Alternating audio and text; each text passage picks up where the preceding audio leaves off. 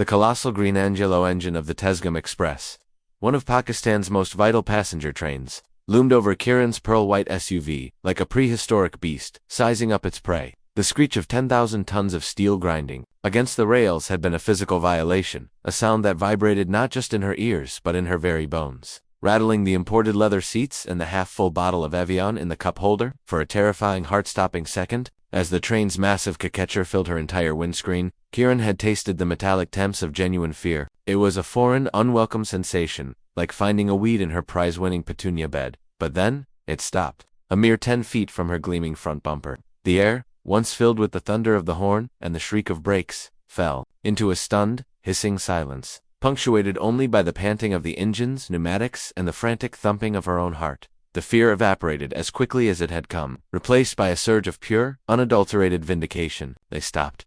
Of course, they stopped. She had been right all along. They had seen her, a citizen making a legitimate stand, and they had yielded. The system, chaotic and inefficient as it was, had bent to her will. A slow, triumphant smile spread across her face. She smoothed her silk tunic, adjusted the rearview mirror to check her perfectly coiffed hair, and prepared to step out and receive the apology she was so clearly owed. She clicked the door open with a flourish, stepping onto the gravel ballast with the poise of a queen descending from her carriage. The sun was hot, and the air smelled of diesel fumes and hot metal.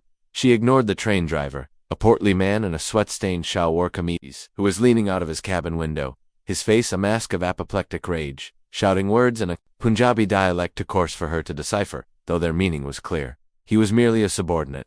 She needed to speak to the person in charge.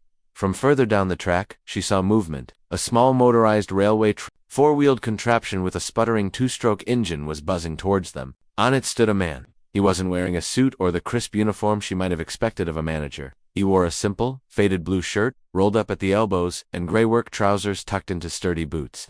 He was lean, with a face, a neatly trimmed gray-streaked beard, and a pair of intense, intelligent eyes that were currently fixed on her SUV with an expression of profound disbelief. He jumped off the trolley before it had even fully stopped, his boots crunching on the gravel with purposeful strides. "Madam," he called out, his voice not loud, but carrying an authority that cut through the hissing of the train. "What, in God's name, do you think you are doing?" Kiran drew herself up to her full height, clutching her designer handbag like a shield. This must be him, the local functionary. "Are you the manager?" she demanded, her voice crisp and accusatory. The man stopped a few feet from her, his eyes scanning the scene, the luxury vehicle straddling the main line, the furious driver, the growing line of passenger faces peering from the train windows, and the small crowd of onlookers already beginning to gather at the crossing barrier. "I am Asif Iqbal, the sectional officer for this entire length of track," he said, his voice dangerously calm. "And you have just stopped a 12:30 p.m. Tesgam Express from Karachi to Rawalpindi. You have endangered the lives of over 1,000 passengers, my driver, and yourself. You have severed the primary northern artery of the Pakistan railway network. So, I will ask you again, what are you doing?" Kiran scoffed, insulted by his tone. He was trying to intimidate her, to deflect from the railway's own transgressions. "What I am doing, Mr. Sectional Officer," she said, infusing the title with as much disdain as she could muster, "is lodging a formal complaint. Your organization has seen fit to levy a fine against the Elysian Fields Homeowners Association for a structure that is perfectly compliant with our community's bylaws." Asif Iqbal stared at her. For a full 5 seconds, he simply stared, his expression caught somewhere between astonishment and the weary resignation of a man who thought he had seen everything. "A fine," he repeated slowly, as if the word were a foreign object in his mouth. "Bylaws, madam. Are you telling me you stopped a national express train over a homeowner's dispute?" "It is not a dispute," Kiran corrected him, wagging a finger. "It is a flagrant violation of private property rights. Your railway has no jurisdiction within the master-planned and legally sanctioned boundaries of Elysian Fields. That gazebo is a community-funded asset. Your notice of violation is therefore null and void. I am here to have it rescinded and to receive a formal apology for the harassment." Asif ran a hand over his face, a gesture of pure, unadulterated fatigue. "Madam, the Railway Act of 1890, which predates your Elysian Fields by roughly a century, gives us jurisdiction over a federally mandated right-of-way on either side of these tracks for safety and maintenance. Your gazebo is built 10 feet inside that right-of-way. It's an illegal encroachment. That is why you were fined." "That is an archaic law written by the British," Kiran shot back, her voice rising. "It has no bearing on a modern, private development. We have our own rules, our own governance. The laws of the Islamic Republic of Pakistan have bearing everywhere." Asif's professional calm finally fractured, his voice rising to match hers. "This isn't your garden, madam. This is the main line one. Do you have any idea what you've done?" He gestured wildly at the silent train. That train is full of people. People going to jobs, to funerals, to weddings. There is medical cargo in the freight car. There are soldiers on leave. Behind this train, every other train on this line is now stopped. The Khyber Mail is halted outside of Rory. The Shalimar Express is stuck at the junction. You haven't just created a local problem. You have caused a multi-million rupee logistical catastrophe that will take days to untangle. Kiran was momentarily taken aback by his passion but recovered quickly. He was just being dramatic. That sounds like a severe mismanagement of your scheduling, she retorted coolly. Perhaps if your system weren't so brittle, a single, stationary vehicle wouldn't cause such chaos. I suggest you take that up with your superiors. Now, about the fine. It was at that moment that her world began to unravel at the edges. The crowd at the crossing was no longer just a few curious villagers. It had swelled. Residents from Elysian Fields, drawn by the commotion, were now standing there, their faces a mixture of horror and morbid curiosity. She saw Mrs. Khan, the woman whose unauthorized vegetable patch she'd had removed, staring at her with wide, incredulous eyes, whispering to her husband. She saw the teenage boy she'd reported for flying a kite too close to the perimeter wall, now filming the entire scene on his phone with a gleeful smirk. Her carefully curated image of authority and control was being broadcast, live and unfiltered, to the very people she lorded it over. A hot flush of humiliation crept up her neck. Get this thing off my track, Asif said, his voice now a low growl, pointing a trembling finger at her SUV. I will not move until this issue is resolved to my satisfaction, Kiran declared, crossing her arms. It was a bluff, but she had to maintain her position, especially now, with her own community watching. Resolved. Asif let out a short, harsh laugh that held no humor. Madam, your satisfaction is no longer a factor in this equation. You have committed a federal crime. Section 127 of the Railway Act, willfully obstructing or impeding any railway servant in the discharge of his duties. Section 128, malicious endangerment of passengers. That carries a penalty of up to 2 years imprisonment. Imprisonment. The word hung in the hot, still air, seeming to suck all the oxygen out of it. This was no longer about a fine or a gazebo. The ground had shifted beneath her feet. She looked from Asif's stony face to the silent, monstrous train, to the growing crowd of spectators. For the first time, a sliver of doubt, cold and sharp, pierced through her armor of self-righteousness. Before she could formulate a response, the piercing sound of a siren cut through the air. A rugged, dark blue police jeep, with Pakistan Railway Police stenciled in white on its side, bounced over the uneven ground and screeched to a halt beside the crossing.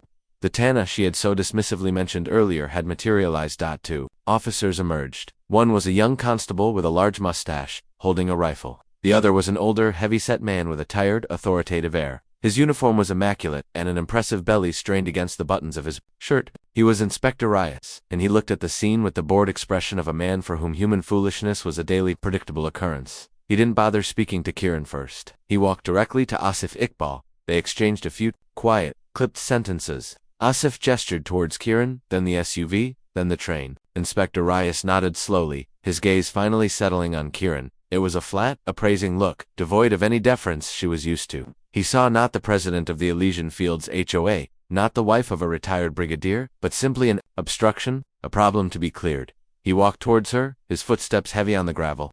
Madame, he said, his voice polite but utterly inflexible. I am Inspector Rias of the Railway Police. You will move your vehicle off this track. Immediately, Kiran's mouth went dry.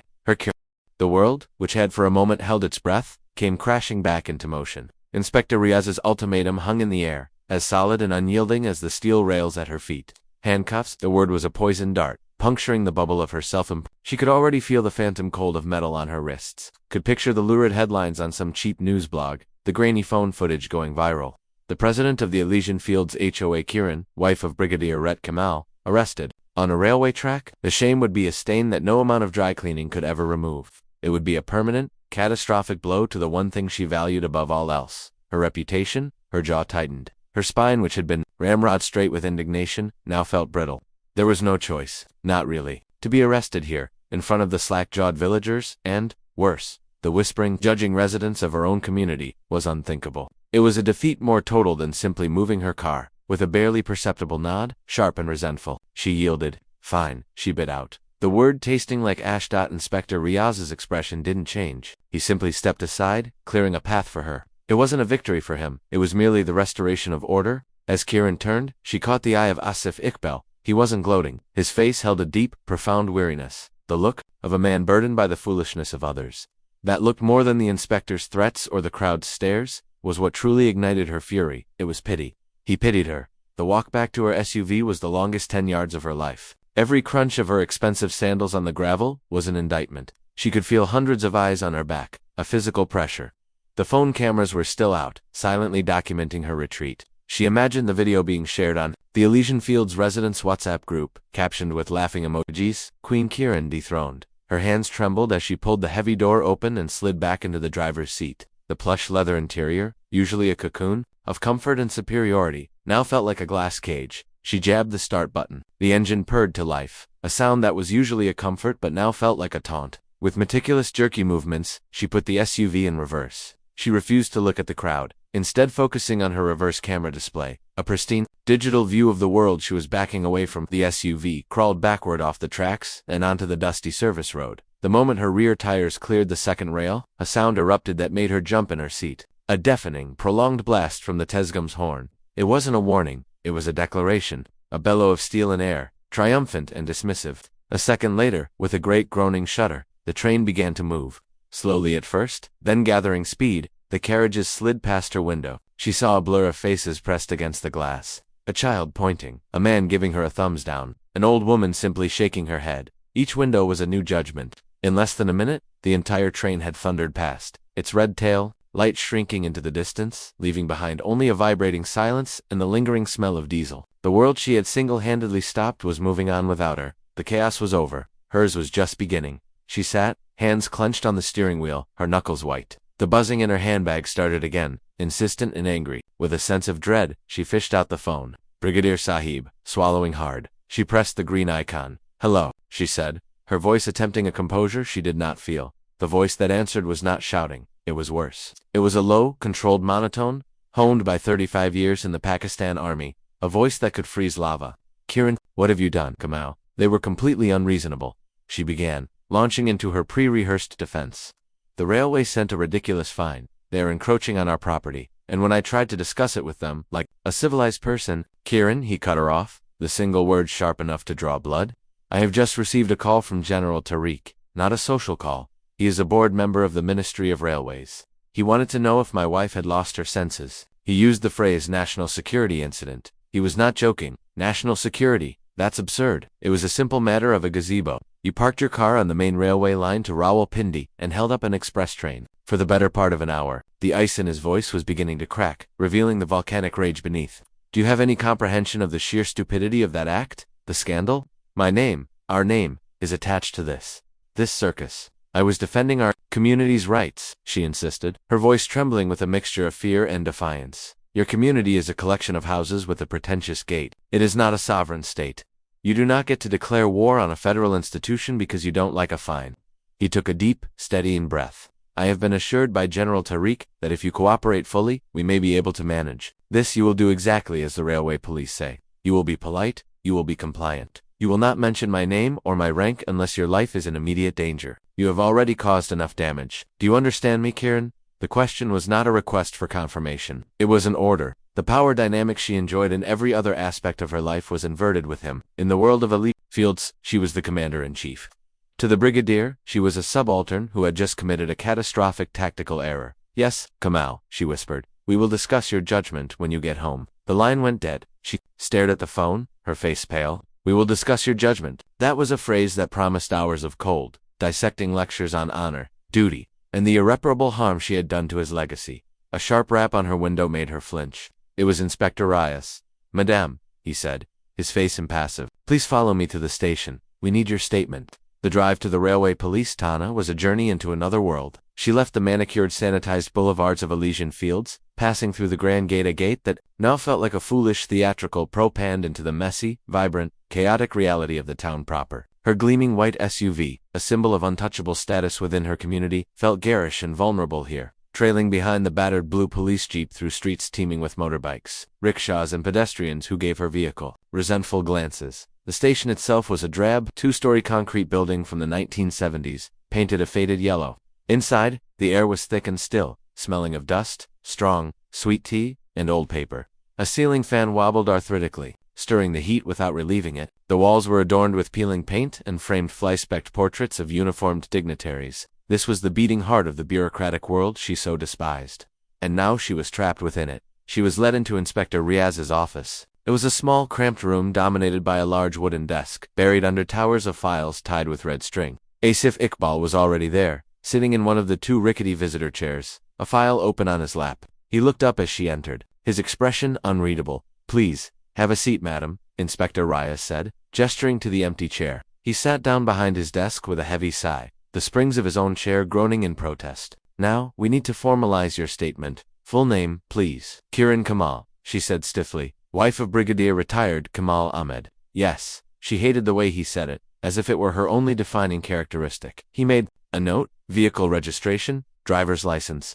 She handed them over silently. He examined them, his eyes lingering on the high-end Islamabad address on her license before handing them back. For the next 20 minutes, he asked her a series of dry procedural questions. Time of arrival at the crossing. Purpose of her visit. Did she see the warning lights? Did she hear the barrier bells? She answered with her own heavily curated version of the truth. She was inspecting the community's boundary. The crossing barrier came down without sufficient warning. The fine was unjust, and she was merely seeking a clarification from a responsible official. She painted herself as a concerned citizen, trapped by a malfunctioning and aggressive system. As she spoke, she watched Asif Iqbal. He wasn't looking at her. He was looking at the file in his lap, occasionally making a note with a pen. He didn't interrupt, didn't challenge her version of events. His silence was more unnerving than any argument. When she finished, Inspector Reyes steepled his fingers. "A very interesting perspective, madam. However, we have statements from the crossing gatekeeper and half a dozen eyewitnesses. We also have the data log from the signal box. The barriers, bells and lights were activated 55 seconds before the train's arrival at the crossing. You drove around the barrier 20 seconds after it was fully lowered." Kiran's face flushed. "Their equipment is clearly faulty." "Perhaps," the inspector said smoothly, though his eyes said otherwise. He turned to the silent railway official. "Mr. Asif, you have the preliminary damage report." Asif Iqbal finally looked up, his gaze meeting hers. It was cold and professional. "Yes, Inspector." He cleared his throat and began to read. From his file, his voice flat and devoid of emotion. The unscheduled stop? The gates of Elysian Fields offered no comfort. As Kiran's SUV glided through them, the perfectly manicured lawns and identical beige houses felt like a mockery. This was her kingdom, the meticulously ordered world she had shaped through sheer force of will, and it was about to become her prison. She parked in the driveway of her sprawling home. The silence inside the car, a heavy blanket. The confrontation she had faced on the tracks was a public skirmish. The one awaiting her inside would be a private execution. Brigadier Kamal Ahmed was waiting for her in his study. He wasn't pacing or shouting. He was standing by the large mahogany desk, a crystal glass of water in his hand. His posture, as rigid as if he were on a parade ground, the room filled with the scent of old books and his sandalwood cologne, was his inner sanctum, a place of absolute authority. As she entered, he didn't look at her. He looked at a framed photograph on his desk. A picture of himself shaking hands with a former chief of army staff. "Take a seat, Kiran," he said, his voice dangerously devoid of emotion. She sat on the edge of a leather armchair, her handbag clutched in her lap. He finally turned his gaze to her, and it was cold enough to burn. "I have spent the last 2 hours on the phone," he began, his voice low and clipped. "I have spoken to General Tariq twice. I have spoken to the station commander. I have spoken to the head of the local police. I have, in essence, spent my afternoon cashing in 35 years of goodwill and painstakingly built reputation to manage a mess created by your monumental lack of judgment. Kamal, I was trying to protect our investment," she said weakly, the argument sounding hollow even to her own ears. "Protect it?" He let out a short, incredulous laugh. "By turning our family name into a cautionary tale, by making us the subject of gossip and ridicule from Rawalpindi to Karachi. The video of your little stunt is already making the rounds. You are a meme, Kiran, Railway Kiran, they're calling you." The word struck her like a physical blow. A meme, the ultimate symbol of public mockery and low-class humor. She felt a wave of nausea. "Your activities are to be curtailed," the brigadier continued, his voice leaving no room for negotiation. "Effective immediately, you will take a leave of absence from your position as president of the Homeowners Association. Cite stress, cite health reasons, I don't care, but you will step down before they force you out. And believe me, they are already sharpening their knives. The cons in the alleys are already calling for an emergency meeting to discuss your erratic behavior." He was right. Her authority in Elysian Fields was already shattered. Her retreat at the tracks was a signal of weakness, and the pack would be moving in. "Furthermore," he went on, "your social engagements are cancelled for the foreseeable future. No charity galas, no coffee mornings, no committee meetings. Your job, for now, is to be invisible. Your primary function is to contain the damage you have caused. When the court date is set, you will be humble, you will be apologetic, and you will accept whatever ruling is handed down. We will pay the fine, we will pay the civil damages. We will make this go away. Am I making myself absolutely clear?" Every word was a nail in the coffin of her autonomy. He was stripping her of her titles, her social life, her very public identity. He was putting her on house arrest. A furious, rebellious fire ignited in her chest, but she knew better than to let it show. To argue now would be pointless. She was outmaneuvered. Yes, Kamal, she said, her voice tight with suppressed rage, perfectly clear. Good, he said, turning his back on her to look out the window. It was a dismissal. She walked out of the study, her head held high. But her world had shrunk to the four walls of her house. She felt trapped, powerless, a caged tigress, and all that caged fury began to coalesce, focusing down into a single, burning point of light. Asif Iqbal, he was the cause. He was the symbol of her humiliation. Her husband could control her movements, but he couldn't control her thoughts. And right now, her thoughts were consumed with revenge. A few days later, she sat in a quiet, secluded corner of a chic Islamabad cafe, a place none of her Elysian Fields acquaintances would frequent. Across the small marble table sat Zaman, her lawyer. He was a small, neat man with shrewd eyes and an entirely transactional view of the world. He slid a slim, brown envelope across the table. "Your inquiry, Mrs. Kamal?" he said, taking a sip of his espresso. Kieran opened the envelope, her heart beating a little faster. Inside were several pages of typed text and a couple of grainy photographs. She began to read. The report was, at first, deeply disappointing. Asif Iqbal's life was infuriatingly clean. He lived in a modest but well-kept apartment in a middle-class area of Rawalpindi. His service record with Pakistan Railways was spotless: 30 years of service, multiple commendations for efficiency in crisis management, not a single disciplinary mark. He was respected by his superiors and his subordinates. He was a widower. His wife had passed away 5 years prior. He had one child. "There's nothing here, Zaman," she said, her voice sharp with frustration. "The man is a saint. There's no corruption, no gambling, no secret second family. What am I paying you for?" "Patience, Mrs. Kamal," the lawyer said calmly. "Perfection is often a mask for vulnerability. Please turn to page 3, section 2, family details." Kieran flipped the page. Daughter Zara Iqbal, age 12. Below it was a photograph, clearly taken from a distance, of Asif walking with a young girl. The girl was slim, with long dark hair in a braid, but her face looked pale, and she walked with a slight limp. Zaman tapped the page.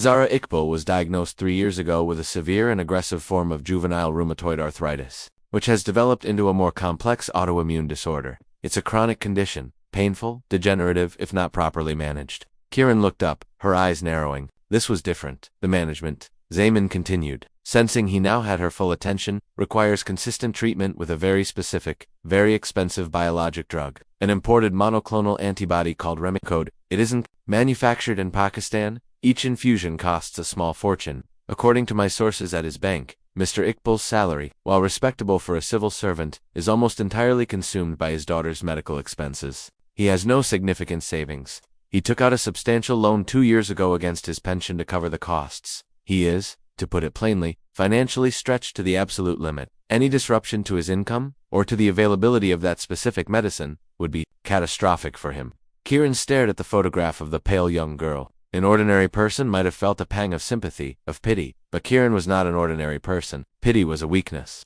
What she felt was a cold, thrilling surge of clarity. This wasn't a skeleton in the closet. It was something far better. It was an Achilles heel. It was a lever. Disruption. She mused, the word tasting sweet on her tongue. "Tell me, Zaman, who regulates the import of these niche pharmaceuticals?" "That would be the Drug Regulatory Authority of Pakistan, DRAP," the lawyer replied. "A complex and famously cautious bureaucracy." A slow, predatory smile touched Kieran's lips. "Thank you, Zaman. This is excellent work. Send me your bill." Back in the cold, silent prison of her study, Kieran put her plan into motion. She scrolled through her phone's contacts, past the society ladies and event planners, to a name she hadn't needed in years. Safdar Drap, her cousin's husband, a man she had always considered a dreary, unimpressive paper pusher. But every cog in the machine has its purpose.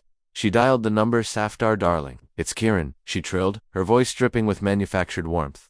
"Kieran, what a surprise. Is everything all right?" He sounded flustered, caught off guard. "Everything is fine, dear. I was just calling because, well, you're the expert in these things. And I had a rather worrying thought," she said, her tone shifting to one of grave concern. "A friend of mine, her daughter, is on a very strong imported medication, something called Remicade. I'm sure you know it. And it just got me thinking, with all the things you see in the news, how can we be sure these foreign drugs are safe? Are the import standards being properly monitored? I would hate for there to be some oversight." She let the words hang in the air. She hadn't accused or demanded. She had simply planted a seed of doubt from a concerned and well-connected citizen. In the risk-averse world of bureaucracy, an inquiry from the wife of a retired brigadier was not something to be ignored. It was a potential problem, and the easiest way to deal with a potential problem was to halt everything for review. C. Safdar said slowly, the gears in his bureaucratic mind already turning. Remicade, yes. I can't say for certain, off the top of my head, but I will absolutely flag it for a procedural review.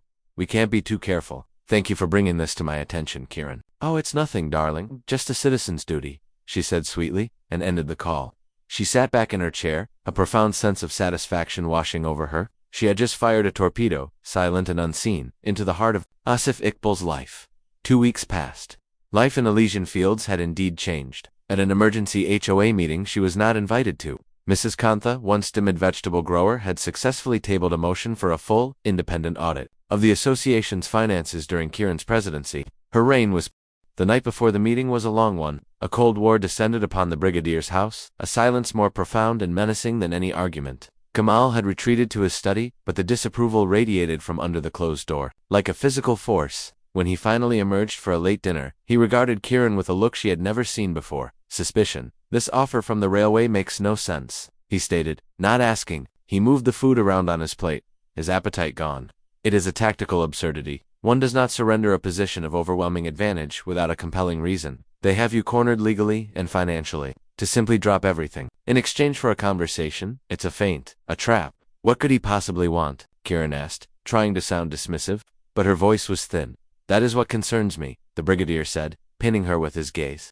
This man, Asif Iqbal, he is a career civil servant, not a wealthy man, not a man with traditional influence, yet he has maneuvered the entire state apparatus of Pakistan Railways into making this offer. It means he possesses leverage. What leverage, Kieran, could a man like that possibly have over you? The question was a direct accusation. He was asking what she had done since the incident on the tracks. Her blood ran cold. She felt like a junior officer being cross-examined after a failed reconnaissance mission. I have no idea what you're implying, Kamal, she said, her face a mask of indignation. I have been right here, in this house, exactly as you ordered. The brigadier stared at her for a long moment, his eyes searching for the lie. Tomorrow, when you meet him, you will be careful. You will be guarded. You will not be emotional. You will listen more than you speak. Find out what he has. And Kieran, he leaned forward, his voice a low warning. If you have done anything else, anything foolish, it will come out. And I will not be able to help you. Sleep offered, no escape. Kieran tossed and turned, her mind racing. Her clandestine attack on Asif Iqbal, which had felt so clever and empowering, now seemed like a catastrophic miscalculation. It was an act of anonymous cruelty, a strike from the shadows. The thought of having to face him, of him knowing what she had done, filled her with a terror far more potent than the fear of any court or fine. The bully is only brave when the victim doesn't know their name. She was about to walk into a room where the victim knew everything. The meeting was set for 10 a.m. The location he had chosen was the Rawalpindi Club, affectionately known as the Pindi Club. It was a relic of the British Raj, a place of dark wood paneling, worry ceiling fans, and hushed, history-soaked corridors. It was a world away from the sterile modernity of Elysian Fields, a place where old power resided, where deals were made and reputations unmade over games of bridge and glasses of sherry. The choice of venue was itself a power play, a signal that this would not be a meeting of equals. But she wasn't sure on whose terms. She arrived exactly on time, dressed in a muted gray silk tunic, her usual flamboyant colors abandoned for something more solemn. She felt like she was attending a funeral, her own. A liveried bearer showed her to a secluded veranda overlooking a dusty, sun-scorched tennis court. Asif Iqbal was already there, sitting at a small wrought-iron table. He was not in his work clothes. He wore a simple but clean and crisply ironed, white shalwar kameez. He looked not like a railway official, but like a patriarch, a man of quiet dignity. He stood up as she approached. He did not offer to shake her hand. Mrs. Kamal, he said, his voice even. Thank you for coming. Please, sit. She sat, placing her handbag on the table between them like a barricade. A bearer appeared, and Asif ordered tea for them both without consulting her. Another small assertion of control. I will not waste your time, he began, his dark eyes fixed on her. They were not angry or hateful. They were exhausted, but held a core of unbreakable steel. I am a man who has spent his life working with systems, complicated, interconnected systems. I know that when a train derails, it is rarely due to a single, catastrophic failure. It is usually a series of small, unseen problems. A loose bolt, a hairline crack in a sleeper, a faulty signal that no one noticed until it was too late. Kieran said nothing, her throat tight. She knew he wasn't talking about trains. When you stopped the Tesgam Express, you created a problem in my system, he continued, his voice calm and measured. A big one, but we fixed it. We cleared the track, we rerouted the traffic, we absorbed the cost. The system, though damaged, recovered. But then, a second problem occurred, a far more personal one. He leaned forward. Slightly. A shipment of medicine was halted. A very specific medicine, for a very specific patient. A small, seemingly insignificant event in the grand scheme of things. But I am a systems man, Mrs. Kamel. When a critical part fails, I trace its journey back to the point of origin. Kieran's hands, hidden in her lap, were clenched into fists, her nails digging into her palms. I started at the pharmacy, he said. They told me the importer's shipment was on hold. I spoke to the importer. They told me their license for that specific drug was under a surprise review by DRAP, a review for which there was no prior cause or complaint. Very unusual. So, I used what few contacts I have to make inquiries within DRAP. It is a large, slow-moving machine, but even a large machine has an operator. It took some time, but I found the name of the official who initiated the review. He paused, letting the silence stretch. The worry of the fan overhead suddenly deafeningly loud. His name is Safdar Chowdhury, Asif said, his eyes never leaving hers. A mid-level director, a man with no particular expertise in monoclonal antibodies. A man whose wife, I discovered, is your first cousin. The name landed like a physical blow. Kieran flinched, an involuntary jerk that betrayed everything. The air left her lungs, her carefully constructed mask of composure shattered. I don't know what you're talking about, she stammered, the denial feeble and pathetic. Please, Mrs. Kamel, Asif said, a flicker of something hard and sharp in his eyes. Do not insult my intelligence. We are past that point. He had her. He had traced the untraceable. He had followed the breadcrumbs of her cruelty all the way back to her doorstep. The fear she had felt all night coalesced into sheer panic. He knew. He could tell the police, he could tell her husband, he could ruin her completely. What do you want? She whispered, the fight gone from her voice. Money. Is that what this is about? A bribe to make this all go away? Asif's expression hardened. My daughter's life is not a commodity to be traded, madam. Your money is worthless to me. He leaned back in his chair. Here is what is going to happen. You are going to pick up your phone, you are going to call Director Safdar, and you are going to undo what you have done. You will express your satisfaction with his diligence, and you will inform him that your concerns have been allayed. You will ensure that the review is cancelled and the shipment is released. Today, that is the first part of our arrangement. It is non-negotiable. Kieran stared at him, bewildered. That was it. He would drop a multi-million rupee lawsuit and potential criminal charges, all to have her make one phone call. It was too easy. The brigadier's words echoed in her ears. It's a feint. And if I do that, she said slowly, the railway drops everything. Yes, Asif said. The railway will drop everything. He paused, and his eyes grew colder, but that is not all. He reached down beside his chair and lifted a thin brown document folder, identical to the one her lawyer had given her. He placed it on the table next to her handbag. You see, he said softly, while you were having your lawyer investigate my life, it seems I wasn't the only one you were having him look into. You had him preparing dossiers on your neighbors, in Elysian fields, looking for leverage against the Khans, the Alis, anyone who might challenge your authority. Kieran felt the blood drain from her face. How could he possibly know that? But most interestingly, Asif continued, tapping the folder, you had him cooking the books, skimming funds from the HOA accounts for years, small amounts, cleverly disguised, landscaping over ages, security maintenance fees, community event expenses, it's all in here. Bank transfer records, falsified invoices, a sworn affidavit. An affidavit from who? She breathed in horror. From your lawyer, Mr. Zaman, Asif said calmly. It turns out that Mr. Zaman, a transactional man, is also a practical man. When a representative from the Federal Investigation Agency's anti-corruption unit paid him a visit to discuss his own creative accounting, he became remarkably cooperative. He provided them with everything. It was the ultimate betrayal. Zaman had sold her out. Asif hadn't just investigated her. He had turned her own weapon against her. He pushed the folder an inch closer to her. So, here is your real choice, Mrs. Kamel. It is not about the railway anymore. That is a distraction. The choice is about this folder. He stood up, his presence seeming to fill the entire veranda. Option A, he said, his voice as final. As a judge's gavel, you make the call. You get the medicine for my daughter released. In return, the railway drops its case. And this folder, he patted the cover, disappears. My friends at the FIA will file it away as an unsubstantiated claim. You will be left with the tatters of your reputation, but you will be free. You can salvage what is left of your life. He looked her directly in the eye, and now there was no pity, only cold, hard. The veranda of the Pindi Club, once a symbol of prestige, had become Kieran's personal Gethsemane. The air, thick with the scent of old jasmine and history, felt suffocating.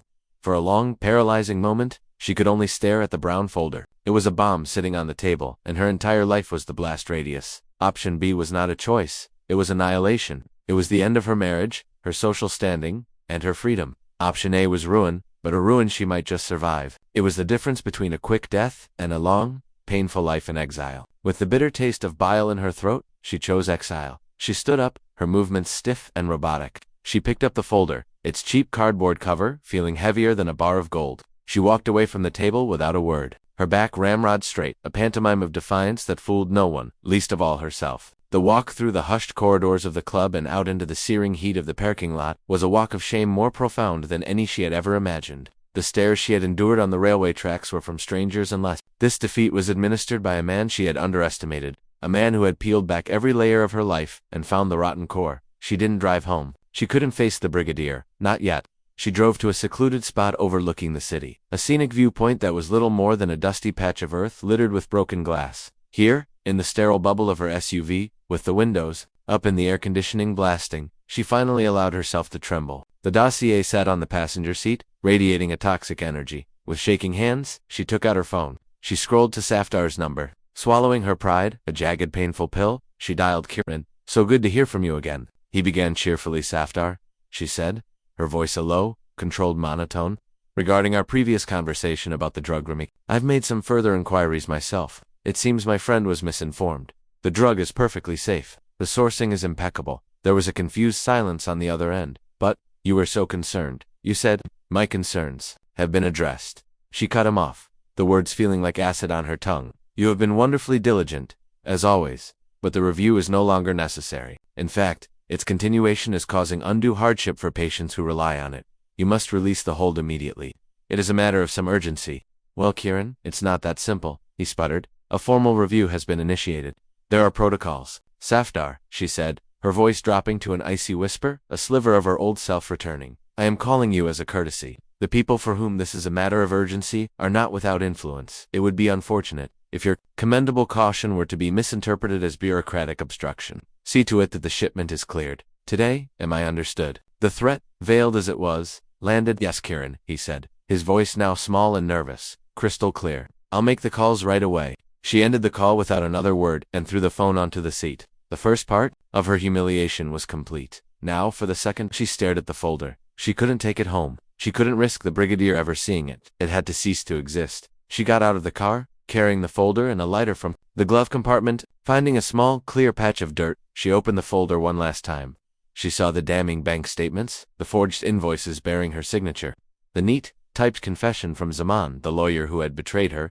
It was the complete blueprint of her secret, sordid greed. With a cry that was half sob, half snarl, she lit a corner of the top page. The flame caught, curling the paper into a black claw before consuming it. One by one, she fed the pages to the fire, watching her sins turn to smoke and ash, the wind scattering the evidence across the dusty ground. When it was done, she ground the ashes into the dirt with the heel of her shoe until nothing remained. But the fire hadn't cleansed her. It had only branded the memory of her crimes onto her soul. The next 24 hours were the longest of her life. She stayed at home, a ghost in her own house, avoiding the brigadier and waiting for a sign. It came late the following afternoon, not as a call, but as a text message from an unknown number. It contained a single word, ... a wave of relief, so profound it made her dizzy, washed over her. It was over. Asif Iqbal had kept his word. The lawsuit, the charges, the threat of prison, it had all vanished. She was free. But as the relief subsided, the hollowness returned. She had won her freedom at the cost of her pride, her power, and her very identity. That evening, the brigadier entered her room. He held 2 glasses of water, an offering of peace. "I received a call from the general," he said quietly. "The railway has formally withdrawn the civil suit. The prosecutor is dropping the criminal charges, citing a misunderstanding." He sat down, his face a mixture of relief and deep knowing suspicion. "The entire affair has been Now, Kieran, tell me what it cost." She had rehearsed this. She looked him in the eye, her expression a carefully crafted mask of weary pragmatism. "He had leverage, Kamal, that man Iqbal, when I embellished my statement to the police. He had a recording from a witness that proved I lied. It was minor, but it was perjury, enough to guarantee a conviction." She let that sink in. It was a stalemate, mutually assured destruction. He agreed to drop his proof if I convinced the railway to drop theirs. It was a strategic truce, unpleasant, but necessary to end the conflict. The brigadier listened, his eyes searching hers for the truth. He was a man who understood strategy, leverage, and tactical retreat. The lie was plausible. It was a story that allowed him to believe his wife was foolish and arrogant, but not a monster or a criminal. It was a lie that allowed them both to move on, even if the ground beneath them was forever fractured. "I see," he said finally. though his eyes told her he knew there was more. Well, it is done. Then, he stood up and left, leaving her alone in the quiet room. The trust between them was gone, replaced by a permanent, unspoken suspicion. Months bled into one another. Life for Kieran found a new, bitter equilibrium. She was no longer HOA president. Mrs. Khan had won the post in a landslide, her first act being to plant a large, thriving, and entirely regulation-compliant vegetable garden next to the community clubhouse. Kieran was a pariah. At community events, people were polite but distant. They spoke to her in hushed tones, as if she were recovering from a long illness. She was a ghost in Elysian fields, haunting the manicured lawns of a kingdom she had lost. Her power, once a roaring fire, was now a pile of cold ash. Sometimes, in the dead of night, she would hear the distant horn of a train, and she would shiver, the sound a phantom limb of her amputated authority. She was not redeemed. She was simply contained. 1 year later, the monsoon rains had finally broken, washing the dust from the air. In a small, clean apartment in Rawalpindi, a 12-year-old girl with a bright, intelligent face laughed as she easily beat her father at a game of Ludo. That's 3 times in a row, Abu, Zara teased, her movements fluid, her face full of color. The new regimen was working. Asif Iqbal smiled, a genuine deep smile that reached his tired eyes. You are too smart for your old father, he said, gathering the pieces. Later that night, after Zara was asleep, he sat in his worn armchair, a cup of steaming green tea in his hand. He thought, as he often did, of the past year. He remembered the fury and disbelief he felt seeing that pearl-white SUV parked on his tracks.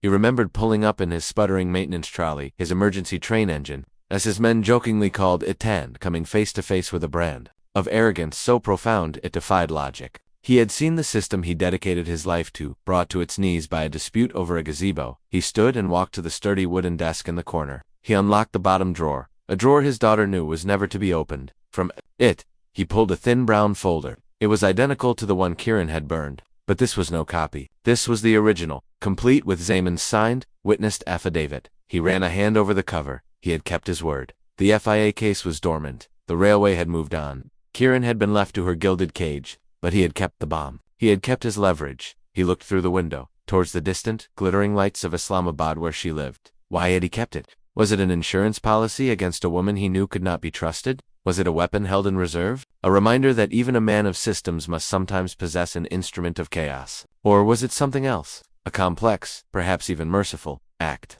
He had the power to utterly destroy her, to take her husband, her home, her freedom, but he had chosen not to. He had held the knife to her throat and then simply asked her to put down her own. Perhaps true justice wasn't about total destruction. Perhaps it was about forcing a person to look at the ashes of their own making, and then leaving them there to live with the ghosts. He closed the drawer and turned the key. The lock clicked shut, a quiet, definitive sound in the sleeping apartment. He didn't know if he would ever need the file again, but he knew the system was safe. And for a man like Asif Iqbal, that was all that mattered.